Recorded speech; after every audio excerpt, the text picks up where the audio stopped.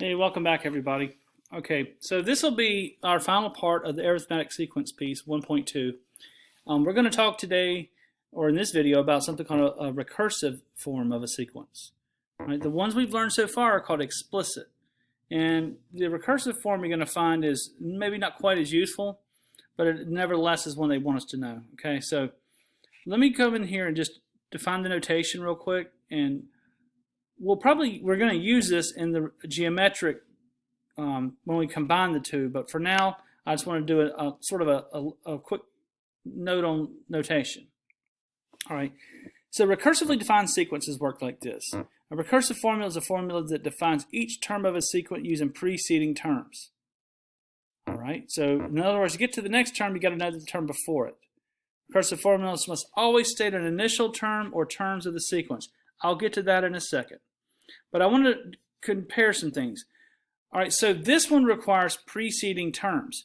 Notice the contrast now. Explicit does not. Let me find an explicit formula. All right, so this is an explicit formula right here. 5n minus 17. If I put a 4 in for n, I want to know what the fourth term is. 20 minus 17 is 3. 25 minus 17 is 8, and so on. If I want to know the 100th term, 500 minus 17, it'll give it to me.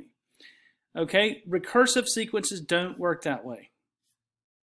Or a recursive form, I'm sorry, I misspoke. All right, so here's how the recursive form works. All right, and I'm going to try to explain this definition by looking at a sequence, and maybe this will make some sense. Consider the following sequence. We've had this one before. It's 8, 11, 14, 17. You realize the common difference is 3. And look right here. This says, to get to the next term, take the one you're on now and add d to it. Does that work? Yeah, to get to the next term, we take 11, add 3 to it, we get to 14. Add 3 to it, you get to 17. Now this part right here, so this is how this sequence would be recursively defined. N, the one before it is n minus 1. Add 3 to it, you'll get to the next term. Start with 8. This one says the same thing. N plus 1 comes after n. Add 3 to n, or add 3 to the nth term, and you'll get to the next one. In words, next equals now plus the common difference. All right, notation clarification right here, guys. I know this is confusing. If you don't get this on the first pass in this video, don't feel beat up about it, because we're going to get to it again in geometric, and we'll confront it again, and we'll go it over and over, and we'll get a hold of this.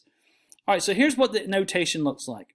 If you're on the 14th term, and I'm arbitrarily calling that n, it doesn't have to be, right? The one before n would be n minus 1, right? The one 2 places before that would be n minus 2, and so on. So that you notice n plus 1 comes after n minus 1 comes before n. That's why we say to get to n, add d to n minus 1, right? To get to n plus 1, add d to n. That works this way. This goes n plus 1, and this goes this way. I hope that makes some kind of sense to you. It's a little bit of a confusing notation. All right, so I'm going to take this sequence right here, and notice they got to give you a starting point. Oh, by the way, if they don't give you a starting point, you could not write that sequence. All you know is a plus 3 given this part right here by itself. They've got to tell you where to start. And that's what that language right there is all about. It says, recursive formulas must always state the initial term. Well, there's the initial term. Start with 8, then add 3. You'll get the sequence. Okay? Now, if someone says, what's a 100th term? Well, that's a lot of work. I mean, you're going to have to work your way up to the 100th term. We know an explicit formula that can do that job for us, right? All right, write a formula for the nth term for the sequence, and we're going to do a recursive and an explicit form here. Now, recursively, we'll just write it. That's so easy, we don't really have a lot of work to do. So we'll just go, look at that. I did not want it to do that. I didn't know where my cursor was, apparently. Okay, we'll redo that. So we want to write this. And we're going to write f of n equals f of n minus 1. All right, common difference. We got to find that really quick. D is 13 minus 6, which happens to be 7, plus 7. Done. Oh, start with -1. And that's how you would write it. So it really just says, hey, take the previous term, add 7 to it, start with -1. Now the explicit form, we'd have to work it out. We could use our little scratch pad, but let's see what we can come up with here.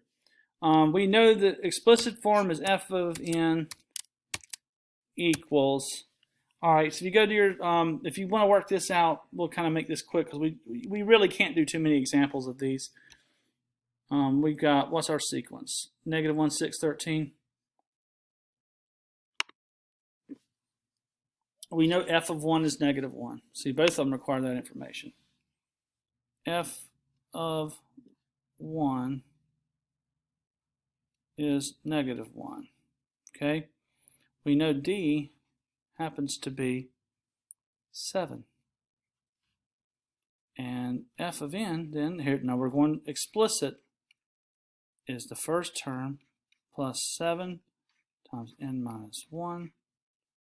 And that's going to give me -1 plus 7n minus 7.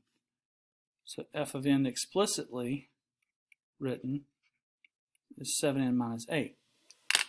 All right, so let's type that in over here. 7n minus 8. Now you see the value of this one. If I plug in 1 for n, you get your -1. 2, 14 minus 8 is 6. Now, if someone wants the 100th term, this one's easy. 700 minus 8. Using this one, 100th term is very hard to get to. All right? And lastly, there's one more skill I want to throw out here on this video, and not to get too long with it. How do you, like, given this sequence right here, I want to show you really quick, this won't take long, how to use it to find terms, how to read the notation. And this won't take but just a second. Let me clear this board off. I want some black on this one thing. All right, so in this case right here, where we were told f of n plus 1 equals f of n plus 5, start with 3, right? If I start with 3 and add 5 to it, that'll give me, so first of all, my first term, it says find the first 5 terms. Your first term is 3. This says add 5 to it, so then it's 8, right? Add 5 to it is 13. Add 5 to it is 18. Add 5 to it is 23. So there's your first 5 terms. That's how easy it is to use. Start with 3, then add 5. Anyway, hope you find this video helpful. It will be helpful coming up in the next section.